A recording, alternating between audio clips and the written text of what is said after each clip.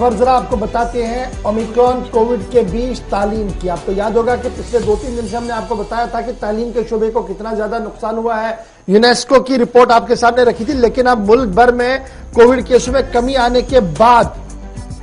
माहिरीन की तरफ से भी बात सामने रखी गई है कि वक्त आ गया है कि मुल्क भर के अंदर स्कूलों को दोबारा खोला जाए। डॉक्टर अनुराग अग्रवाल, डायरेक्टर जो है Delhi based institute of genomic laboratory के, उनका मानना है कि अब जो कर्व है वो आहिस्ता आहिस्ता करके कम हो रहा है और अब ये वक्त आ गया है कि हमने मुल्क भर के अंदर स्कूल और दरसी निजाम को बहाल करना होगा। और बावसूख जरा से हमारे पास जो इतला इस वक्त सामने आ रही है कि मरकजी हुकूमत ने मजीद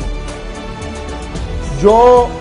मुअल्लिजीन है, जो मुहक्किकीन है, जो साइंटिस्ट है इस पूरे मामले पर, उनके साथ राब्ता किया है और रवा हफ्ते यानी या तो इसी हफ्ते या अगले हफ्ते के आखिर तक मरकजी हुकूमत यह हतमी फैसला लेगी कि पूरे मुल्क के अंदर स्कूलों, कॉलेजों और यूनिवर्सिटी को किस तरीके से खोला जाए, क्योंकि एडवाइजरी इशू की जाएगी सेंटर की तरफ से। रीओपन स्कूल करवाने के हवाले से बहुत जल्दी आ सकती है और इस सिलसिले में मरकजी वजीर सेहत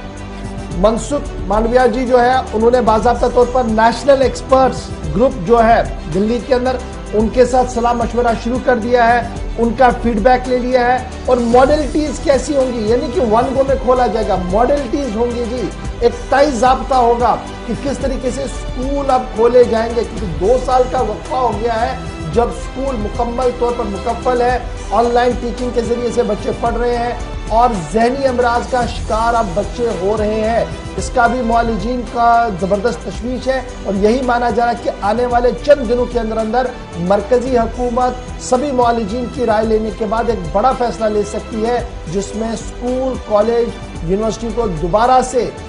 पैटर्न पर खोलने के लिए, दोबारा से चालू करने के लिए भी अहकाम जारी कर सकते हैं। लेकिन वो कैसे खोला जाए, किन एहतियाती तदाबीर को हाथ में लिया जाए और किस उम्र के हद के बच्चों को बुलाया जाए, किसको नहीं बुलाया जाए, इस हवाले से भी जो हतमी राय है वो चंद दिनों के अंदर अंदर आएगी, क्योंकि मरकजी वज़ीर सेहत ने मशावरत शुरू कर दी है। आज भी इसमें एक इम्पोर्टेंट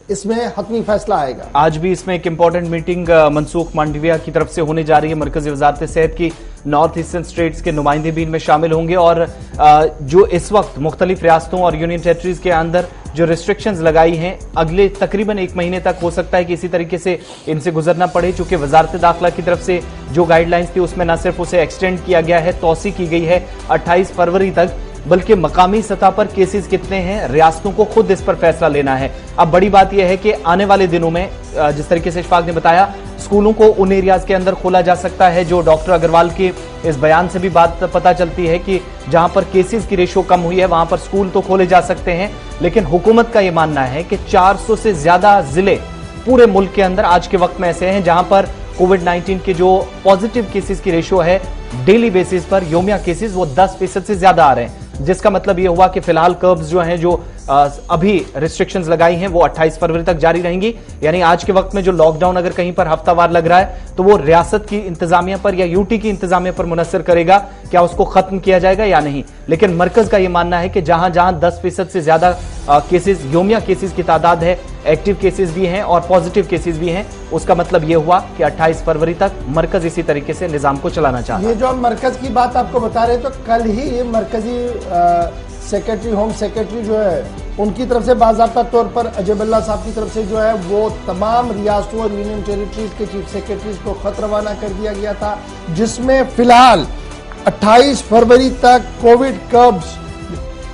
की जो पाबंदियां लगाई गई हैं उन्हें बरकरार रखने की बात भी कही गई थी। साथ साथ ये भी कहा गया था होम सेक्रेटरी की तरफ से कि वो अपने मातहत इलाकों के अंदर फोकस करेंगी। 5 स्ट्रेटजीज यानी 5 मरहलों पर कोविड पर काबू पाया जा सकता है। एक तो टेस्टिंग को तेज किया जाए, ज्यादा से ज्यादा टेस्टिंग हो, उसके बाद ट्रैक किया जाए कि उसके साथ इमीडिएट कॉन्टैक्ट्स कौन कौन है उनको भी ट्रेस किया जाए, वैक्सीनेशन के अमल को और तेज लाया जाए और जो हद मुकर्रर की गई है उस हद के दायरे में जितने भी बच्चे आ रहे हैं, बड़े बुजुर्ग आ रहे हैं, सबकी वैक्सीनेशन हो और जो बूस्टर का मामला है उसको भी तेजी के साथ आगे बढ़ाया जाए और कोविड अप्रोप्रिएट बिहेवियर जो है उसका निफाज सख्ती के साथ अपनी रियासतों के अंदर नाफिजुल अमल बनाया जाए। इस हवाले से कल रियासती होम सेक्रेटरी की तरफ से बाज़ाब्ता तौर पर सभी चीफ सेक्रेटरीज के नाम खत जो है वो रवाना कर दिया। क्यों यह खत रवाना हुआ है? आसिफ ने आपको पहले ही बता दिया कि 10% से ज्यादा पॉजिटिव रेट्स है और मुल्क के कई जिले ऐसे हैं जहां पर लगातार अभी कोरोना ज्यादा कंट्रोल में नजर